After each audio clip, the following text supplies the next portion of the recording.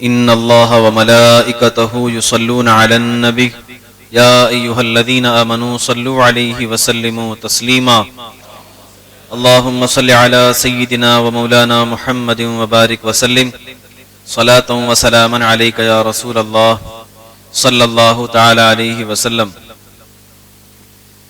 اللہ تبارک و تعالی کے فضل و کرم سے ہم نے قرآن پاک کے 5.5 پارے مکمل کر لیے ہیں۔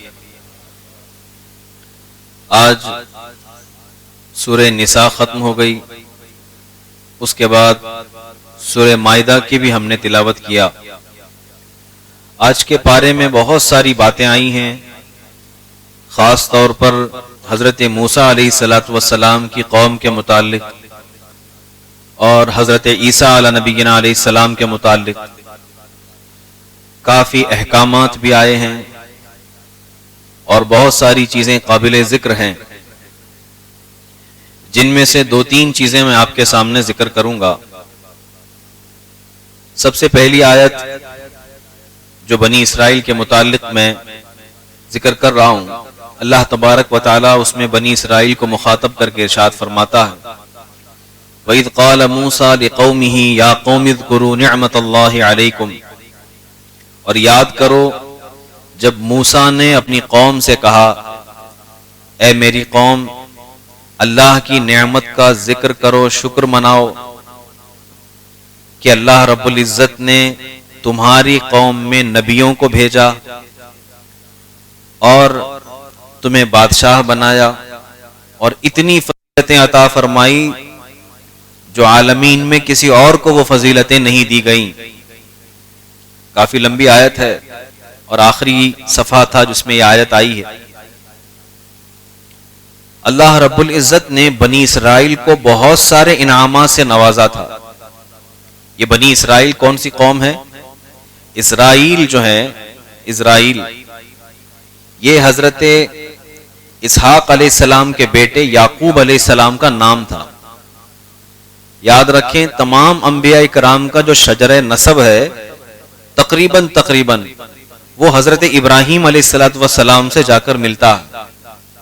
ہمارے آقا صلی اللہ علیہ وسلم کا بھی شجرہ ہے، وہ حضرت ابراہیم تک ہی ملتا ہے، لیکن حضرت ابراہیم علیہ السلام کے 2 بیٹے تھے، ایک کا نام اسماعیل ذبیح اللہ جن کے متعلق آپ کو معلوم ہے، اور ان کی نسل سے کوئی اور نبی پیدا نہیں ہوئے، صرف اور صرف رسول پاک صلی اللہ علیہ وسلم ہی پیدا ہوئے۔ کافی 1000 سال کا گیپ رہا، لیکن حضرت اسماعیل کے بعد کوئی بھی نبی پیدا نہیں ہوئے، صرف حضور صلی اللہ علیہ وسلم پیدا ہوئے۔ اور ادھر جو دوسرے بیٹے تھے آپ کے حضرت ابراہیم کے، حضرت اسحاق علیہ السلام، ان کے بیٹے یعقوب علیہ السلام، حضرت یعقوب علیہ السلام کے بیٹے یوسف علیہ السلام، اس طرح آپ دیکھیں گے تو کئی انبیاء کرام آتے ہیں، اور روایتوں میں ملتا ہے کئی ہزار انبیاء کرام کے باپ حضرت ابراہیم علیہ السلام ہیں۔ اگر شجرہ دیکھا جائے تو ان کے خاندان میں کئی ہزار انبیاء کرام ہیں۔ تو جو یہ یہودی ہیں، بنی اسرائیل ہیں، یہ کون سی قوم ہے؟ حضرت اسحاق کے بیٹے حضرت یعقوب علیہ السلام کے بعد ان کے ماننے والے۔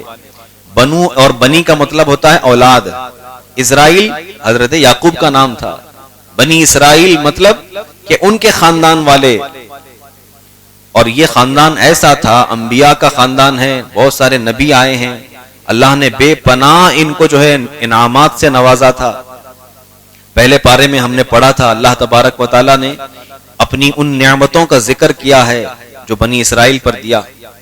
ان کو اتنا حکم دیا گیا تھا کہ تم صرف اللہ نے جو کہا ہے اس پر عمل کرو، عبادتیں ادا کیا کرو، تمہیں رزق جو ہے وہ کمانے کی ضرورت نہیں، اللہ تبارک و تعالیٰ آسمان سے رزق خود اتارے گا۔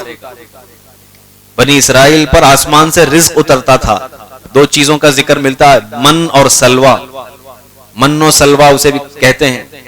من جو تھا وہ صبح کے وقت فجر سے پہلے ان کے گھروں پر اوس جو شبنم کے قطرات ہوتے ہیں اس طرح وہ ٹپکتا تھا، اور دودھ سے زیادہ سفید، شہد سے زیادہ میٹھا ہوا کرتا تھا۔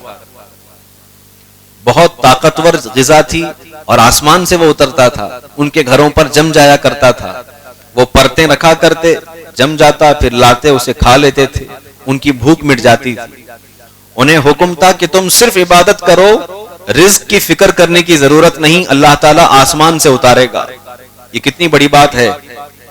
آج جو کچھ ہم کرتے ہیں، دنیا میں جو کچھ لڑائیاں ہو رہی ہیں، ساری لڑائیاں پیٹ کے لیے ہی تو ہیں، رزق کے لیے تو ہیں کہ میرا کم اس کا زیادہ، میرا زیادہ اس کا کم، اسی پر تو ساری مال و دولت کی جو حرص ہے اسی پر ہے۔ وہ جڑ ہی ختم کر دی گئی تھی۔ ان کو کہا گیا تھا کہ روزی روٹی اللہ کی طرف سے ملے گی، من بھی اترتا تھا۔ اور سلوا کیا ہے؟ سلوا ایک پرندے کا نام ہے جو مرغ سے چھوٹا تھا اور بٹیر سے بڑا تھا۔ جب بھی ان کو کھانے کی خواہش ہوتی، ان کے گھروں کے باہر وہ پرندے خود بخود آ کر بیٹھ جایا کرتے تھے۔ یہ انہیں پکڑ لیتے تھے اور انہیں بھون کر کے کھایا کرتے تھے۔ یہ پرندے آسمان سے آ رہے ہیں، دنیاوی غذا نہیں ہے، اللہ کی طرف سے اتارے جا رہے ہیں۔ انہیں بالکل انعامات دیے جا رہے ہیں، بہت کچھ انہیں دیا گیا ہے۔ اس کے علاوہ جب انہیں پیاس کی ضرورت ہوئی، حضرت موسیٰ علیہ السلام نے اپنے عصا کو مارا، چشمہ جاری ہو گیا، ان کو پانی کا انتظام ہو گیا۔ یہ قوم ایسی تھی کہ انہوں نے ایک مرتبہ ضد کر لیا تھا کہ ہم اے موسیٰ آپ کے رب کو دیکھ کر کے رہیں گے، بنا دیکھے ہم عبادت نہیں کریں گے۔ حضرت موسیٰ علیہ السلام کافی لوگوں کو لے کر کوہ طور پر آ گئے تھے۔ کوہ طور ایک پہاڑ ہے، آج بھی ہے، جس پر آپ اللہ تبارک و تعالیٰ سے کلام کرنے کے لیے جاتے تھے۔ وہاں سب کو جمع کیا، جمع کرنے کے بعد کہا اے اللہ یہ تجھے دیکھنا چاہتے ہیں۔ اللہ کا غضب ان پر نازل ہوا اور دم زدن میں سب ہلاک ہو گئے تھے، سب ہلاک ہو گئے تھے۔ لیکن حضرت موسیٰ کی دعا سے پھر ان کو زندہ کیا گیا، پھر سے زندہ کیا گیا۔ ایسی کئی نعمتیں ہیں، کئی نعمتیں ہیں کہ یہ مکرتے تھے اللہ معاف فرماتا تھا، یہ مکرتے تھے پھر اللہ معاف فرماتا تھا۔ لیکن اس کے باوجود، اتنے انعامات ملنے کے باوجود، ان کے درمیان انبیاء ہونے کے باوجود، ان کی عادتیں اس قدر رذیل اور خطرناک تھیں کہ آپ کو تعجب ہوگا۔ قرآن پاک میں اللہ ارشاد فرماتا ہے کہ سب سے زیادہ بنی اسرائیل نے انبیاء کرام کو قتل کیا، سب سے زیادہ انہوں نے قتل کیا۔ قرآن پاک میں آج جو ذکر ہے، اللہ تعالیٰ ارشاد فرماتا ہے کہ یاد کرو موسیٰ نے جب اپنی قوم سے کہا کہ اللہ کی نعمتوں کا شکر کرو، اور انہیں حکم دیا گیا کہ تم فلسطین کی سرزمین پر جاؤ۔ آپ کے بنی اسرائیل جو خاندان تھا، حضرت موسیٰ خود اسی میں سے ہیں، جو خاندان تھا بہت بڑا خاندان تھا، اس میں 12 سردار تھے۔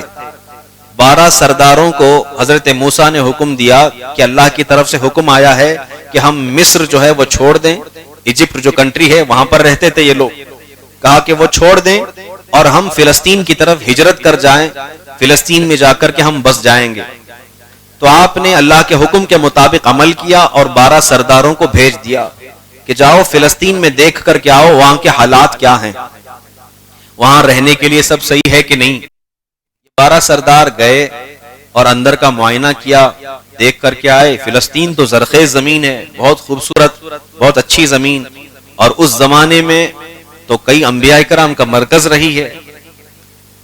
وہ لوگ واپس آئے اور انہوں نے کہا کہ اے موسیٰ علیہ السلام، اللہ کے نبی، ہم نے فلسطین کی زمین دیکھی، بہت اچھی زمین ہے، وہاں تو دودھ اور شہد کی نہریں بہ رہی، یعنی یہ کہ ہر گھر میں دودھ پایا جا رہا ہے، شہد پایا جا رہا ہے، رزق کی کوئی تنگی نہیں ہے، کوئی کمی نہیں ہے، اور کھیتی باڑی بھی اچھی ہوتی ہے، تجارت بھی اچھی ہے، وہاں کے لوگ بھی خوبصورت ہیں۔ لیکن مسئلہ یہ ہے کہ وہاں کے جو قوم ہیں وہ ڈیل ڈول میں کافی اونچے اور تگڑے ہیں، اور ہم لوگ ان کے سامنے پست قد ہو جاتے ہیں، ناٹے قد کے ہو جاتے ہیں۔ ہم اگر قبضہ کرنے کے لیے اندر جائیں گے وہ ہمیں مار کر بھگا دیں گے۔ ان فیہا جبارین، وہ کہتے ہیں کہ وہاں فلسطین کے اندر جو ہے وہ طاقتور قوم رہتی ہے۔ حضرت موسیٰ نے حکم دیا، تبھی تو اللہ کی طرف سے حکم ہوا ہے کہ وہ لوگ کافر ہیں، تم جاؤ اور فتح اللہ تعالیٰ تمہیں عطا فرمائے گا، کوشش تو کرو۔ لیکن 12 سردار اور ان کے جتنے ساتھی ہیں پورے خاندان والے بنی اسرائیل کے، سب نے مل کر کے کہا اے موسیٰ کیا تم ہمیں یہاں قتل کرانے لے آئے ہو؟ حالانکہ اللہ کی طرف سے وعدہ ہے کہ اگر فلسطین میں داخل ہوگے تو فتح اللہ کی طرف سے آئے گی، تمہیں کامیابی ملے گی، لیکن یقین اللہ پر انہیں نہیں ہے۔ کہتے ہیں کہ اے موسیٰ کیا تم ہمیں یہاں قتل کروانے لائے ہو؟ ہم ہرگز نہیں جائیں گے۔ اور آگے انہوں نے کیا کہا؟ کہتے ہیں اے موسیٰ اگر آپ کو فلسطین جانا ہے آپ اور آپ کا رب جائیں اور جا کر جنگ کریں، اِنَّا ہَاهُنَا قَاعِدُونَ، ہم تو یہاں بیٹھے رہ جائیں گے، ہم تو یہاں بیٹھیں گے۔ یہ وہ لوگ ہیں جن پر من و سلوہ اتارا جا رہا ہے، یہ وہ لوگ ہیں کہ جب دعا کریں تو دعا قبول ہو جاتی ہے حضرت موسیٰ کی زبان سے، جو مانگے وہ ملتا ہے۔ اور یہ وہ قوم ہے جن کے اندر کئی ہزار انبیاء کرام کو بھیجا گیا۔ حضرت موسیٰ کے سگے بھائی حضرت ہارون بھی نبی، جب سارے سردار نے انکار کر دیا تو قوم کے اندر دو نیک شخص تھے، ایک کا نام حضرت یوشع تھا اور دوسرے کا حضرت کالب۔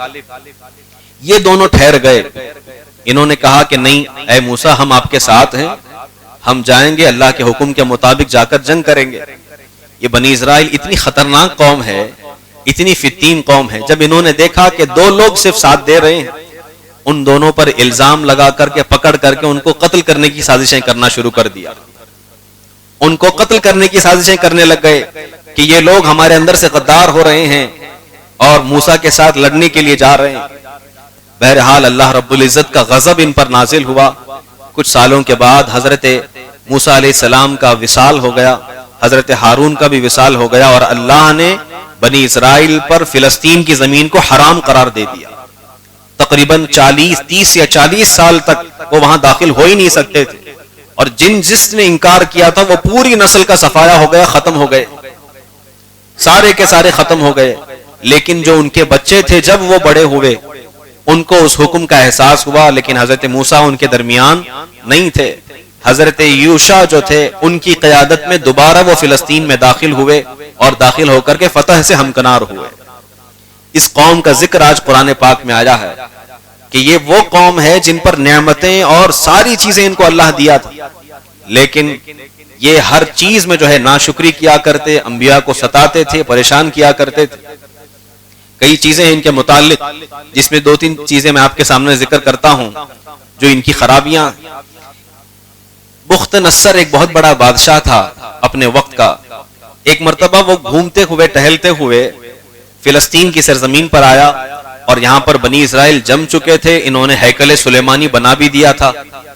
جب بخت نصر وہاں پہنچا تو اس نے دیکھا کہ مسجد کے اندر ایک تیر کا نشان لگا ہوا، یعنی کسی طرف جانے کا نشان لگا ہوا ہے۔ جب اس کے قریب وہ گیا تو دیکھا کہ وہاں ایک بہت بڑا پتھر رکھا ہوا۔ اس نے پوچھا کیا یہ بہت مقدس پتھر ہے؟ مقدس پتھر ہے، اسے کیوں رکھے ہو؟ اس کی تاریخ کیا ہے؟ تو بنی اسرائیل کے لوگ ذکر کرتے ہیں یہ وہ پتھر ہے جس پر ہم نے حضرت زکریا علیہ السلام کو شہید کیا تھا، ہم نے قتل کیا تھا۔ ایک نبی کو قتل کیے ہوئے پتھر کو سنبھال کر کے رکھے ہوئے ہیں جان بوجھ کر۔ یہ اتنی خطرناک قوم ہے جو اللہ سے جو ہے جنگ کرنے پر آمادہ ہوتی۔ اور اتنا ہی نہیں، انہوں نے حضرت یحییٰ علیہ السلام کو جو قتل کیا تھا، اللہ اکبر، اس کے متعلق تو ذکر ملتا ہے تفسیر کے اندر، یہ جب تک نبی ان کے ساتھ رہتے تھے یہ کچھ نہیں کرتے، جیسے ہی بھلائی کا حکم دیتے، ایمان کی طرف آنے کی بات کرتے، یہ فوراً بدل جاتے تھے اور کہتے تھے برائی سے مت روکو ہمیں، تم ہمارے ساتھ رہو لیکن برائی سے روکو گے تو ہم تمہیں مار ڈالیں گے، اچھائی کا حکم دو گے ہم تمہیں مار ڈالیں گے، ہمیں اپنے حال پہ چھوڑ دو۔ حضرت یحییٰ علیہ السلام نے جب ان کو اچھائی کا حکم دیا، برائی سے روکا، جانتے انہوں نے کیا کیا؟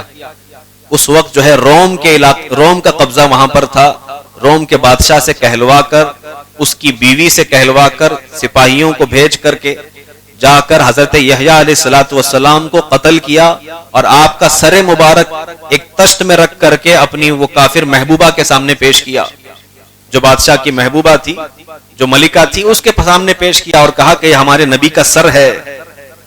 وہ کتنی خطرناک قوم ہوگی، وہ کتنی خطرناک قوم ہوگی کہ جو انبیاء کو قتل کر کے ان کا سر جو ہے وہ پیش کر رہی ہے۔ اللہ اکبر۔ مجھے بات یاد آتی ہے صحابہ کرام رضوان اللہ علیہم اجمعین کی، اللہ نے ان کو کیسا ایمان عطا فرمایا تھا، کیسا ایمان عطا فرمایا تھا۔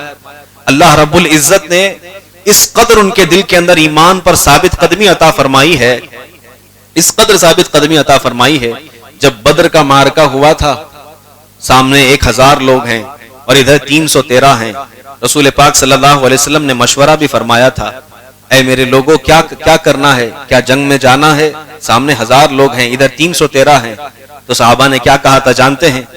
یا رسول اللہ علیہ الصلوۃ والتسلیم، ہم بنی اسرائیل کی طرح نہیں ہیں کہ ہم بولیں گے کہ آپ اور آپ کا رب جا کر کے لڑے، بلکہ جب تک ہمارے بدن کے اندر خون کا آخری قطرہ ہے ہم آپ کے ساتھ لڑیں گے اور لڑتے رہیں گے انشاءاللہ تعالی. یہ جذبہ اللہ تبارک و تعالیٰ نے صحابہ کرام کو دیا، تبھی تو ان کا مقام اتنا بلند ہے. ایک طرف یہ بنی اسرائیل جن کے یہاں ہزاروں انبیاء کرام ہیں، ان کو انہوں نے شہید کیا. حضرت عیسیٰ علیہ الصلوۃ والسلام کے متعلق بھی ذکر آیا ہے آج، ان کو بھی قتل کرنے کی سازش انہوں نے ہی کی تھی. حضرت عیسیٰ علیہ الصلوۃ والسلام جیل میں ڈال قید کر دیے تھے اور روم کے بادشاہ نے ان کو جیل کے اندر ڈال دیا تھا.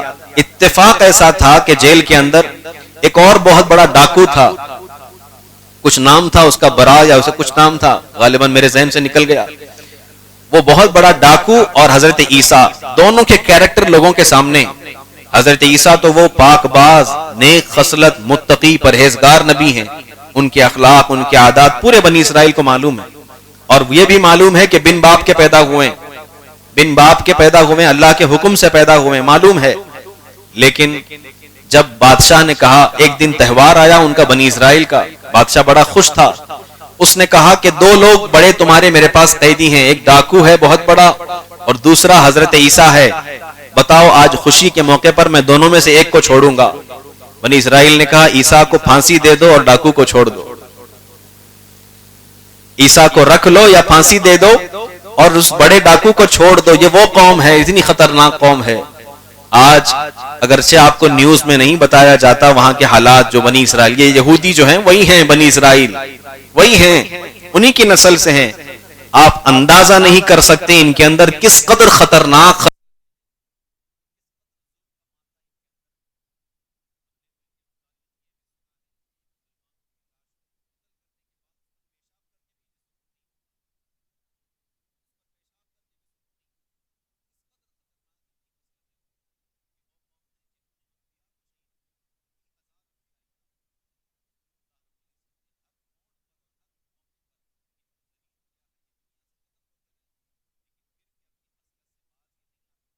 آج بھی نہیں باز آ رہے ہیں. اور جس دنیا کے بڑے حاکم نے ان کو روسٹ کر دیا تھا چیمبر میں ڈال کر کے، اس نے یہ کہا تھا کہ میں کچھ % چھوڑ رہا ہوں، لیکن تم دیکھ لینا کہ میں کیوں چھوڑ رہا ہوں، یہ اتنی خطرناک قوم ہے، یہ بھی مٹ جانے کے لائق ہے. اور آج ہم دیکھ رہے ہیں کہ چند % کو اس نے چھوڑ دیا تھا، اور وہی چند % پوری دنیا پر حکمرانی کا نشہ رکھتی ہے. لوگوں کے اندر اس طرح اختلافات جنم ہو چکے ہیں. آپ دیکھیں 100 سال پہلے جا کر کے آپ دیکھ لیں، مسلمانوں کی خلافت سنبھال کر کے رکھی ہوئی تھی، مسلمانوں کا خلیفہ تھا ایک، سب کچھ نظام سنبھلا ہوا تھا، لیکن ٹوٹ گیا، بکھر گیا. مسلمانوں میں فرقے آ گئے. یہ دیوبندی، اہل حدیث، جماعت اسلامی، یہ سب فرقے کہاں سے آئے؟ کیا 100 سال پہلے ان کا وجود تھا؟ آپ تاریخ اٹھا کر کے دیکھ لیں، ان کا وجود کہیں نہیں ملے گا. یہ ہمارے اندر فرقے بسانے والے لوگ ہیں، آپس میں لڑانے والے لوگ ہیں، عرب کنٹریز کو توڑنے والے لوگ ہیں. انہوں نے رسول پاک صلی اللہ علیہ وسلم کے خلاف سازشیں کی ہیں. یہ وہ قوم ہے. میں آپ کو بتاؤں صرف اتنا ہی نہیں، آج جو دوسری آیت ذکر کی گئی اس کے متعلق بھی ذکر کرتا ہوں. صرف اتنا ہی نہیں کہ اپنے وقت میں کیے، مدینہ شریف میں ان کا قبیلہ جو آباد تھا بنو نذیر، رسول پاک صلی اللہ علیہ وسلم سے ان کے متعلق بات یہ طے پائی تھی کہ مدینے میں ہمیں اور آپ کو مل کر کے رہنا ہے، تو اگر کوئی معاملہ ہو جائے تو مل کر کے جو ہے سلجھائیں گے. کسی ایک شخص کا قتل ہو گیا تھا، اور دیت اسلام میں ہے، یعنی یہ کہ ہماری طرف سے پیسے دیے جاتے ہیں. یعنی اگر کسی بندے کا قتل ہو جائے تو اس کے بدلے میں یا تو قتل کیا جائے گا یا پھر اس کے بدلے میں پیسے دیے جائیں گے، دیت دی جائے گی. رسول پاک صلی اللہ علیہ وسلم نے جب دیکھا کہ باہر کے کسی بندے کا قتل ہوا ہے، اب دیت دینے کی باری آئی، تو بات یہ طے پائی کہ آدھا ہم دیں گے اور آدھا بنو نذیر والے دیں گے، یہودی دیں گے.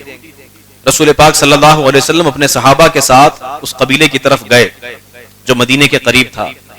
پہنچ کر کے بتایا کہ ایسی ایسی بات آئی ہے اور آدھی دیت ہم دیں گے، آدھا آپ دیں گے. بات طے پائی گئی. انہوں نے کہا ٹھیک ہے، کہا کہ اس دیوار کے نیچے آپ بیٹھ جائیے، ہم کچھ دیر میں سامان لاتے ہیں یا روپیہ پیسہ لاتے ہیں. چلے گئے. لیکن یہ اتنی خطرناک قوم ہے، سامنے خاموش رہے گی اور پیچھے سے منافقت کرتی رہے گی. اس دیوار کے پیچھے جا کر انہوں نے سازش کی کہ مسلمانوں کا نبی محمد آج ہمارے یہاں آیا ہے، اوپر سے ہم ایک پتھر گرا دیتے ہیں اور ان کو قتل کر دیتے. اور ایک بندے کو چھت پر چڑھا دیا، اس کا ذکر قرآن میں ہے. آج ایک بندے کو چھت پر چڑھا دیا پتھر دے کر کے کہ اس دیوار کے نیچے رسول پاک اور ان کے صحابہ بیٹھے ہوئے، ان پر وہ پتھر گرا دو اور ان کو قتل کر دو. اللہ اکبر. ابھی وہ شخص اوپر چڑھا ہی تھا کہ حضرت جبرائیل علیہ الصلوۃ والسلام نازل ہو گئے اور رسول پاک صلی اللہ علیہ وسلم کو آگاہ کیا کہ اے رسول پاک صلی اللہ علیہ وسلم، آپ کے خلاف یہ سازشیں کر رہے ہیں اور آپ کو قتل کرنے کی سازش کر رہے ہیں، لہٰذا آپ یہاں سے اٹھ جائیں اور چلے جائیں.